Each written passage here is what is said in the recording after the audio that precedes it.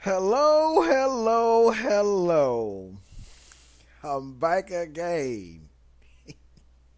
Your main man. The real Bill Real. Folks, what you experienced last night was what I like to call the curse of Tebow. Yes, I said it. I'm referring to the number one offense who had to have a per game average of around 35 points a game. Couldn't even score 14 points last night. Got totally throttled 43-8. Yes. This, I believe, is karma.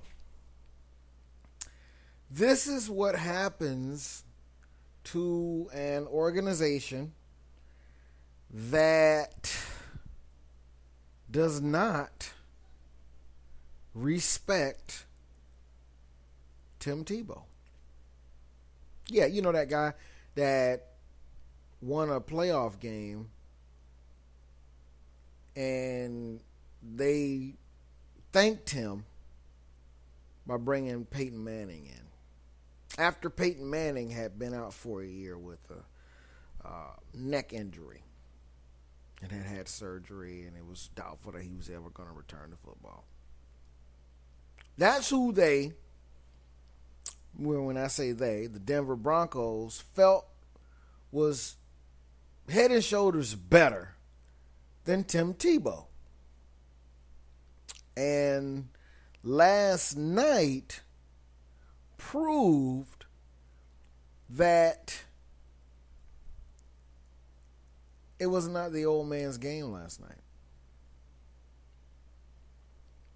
It's the young man's game now. That's a second-year player. A second-year player who won it all. But keep in mind that this second-year player does not stand a chance if he's a pocket passer. This second-year player would not have been able to get to the Super Bowl had he been a pocket passer. So I say that this is the curse of Tim Tebow for the simple fact that they got rid of, meaning the Denver Broncos, they got rid of their mobile quarterback who was efficient, okay, and had the ability to make plays in crunch time, which is what it's all about anyway.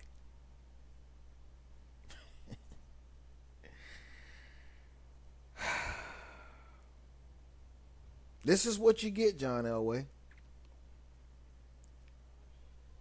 for kicking to the curb a player who could have probably gotten you to the Super Bowl just as fast as Peyton did. You will never know.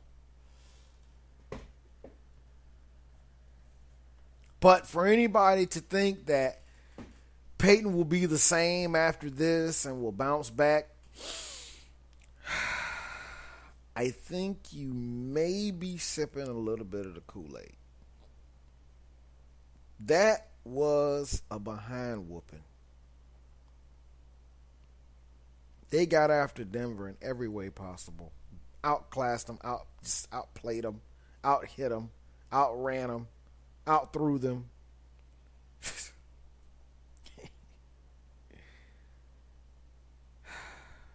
This is what happens.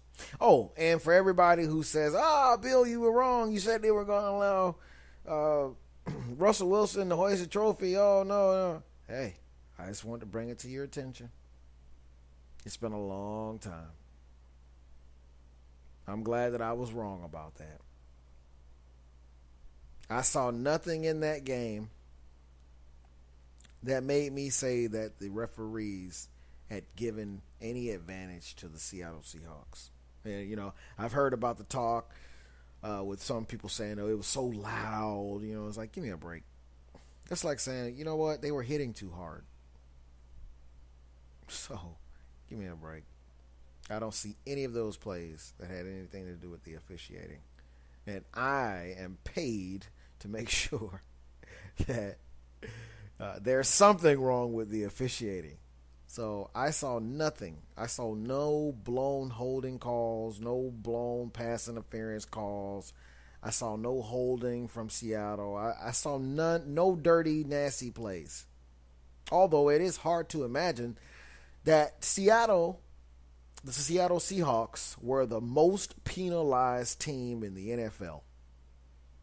Second team, the team that came right after them are the Tampa Bay Buccaneers.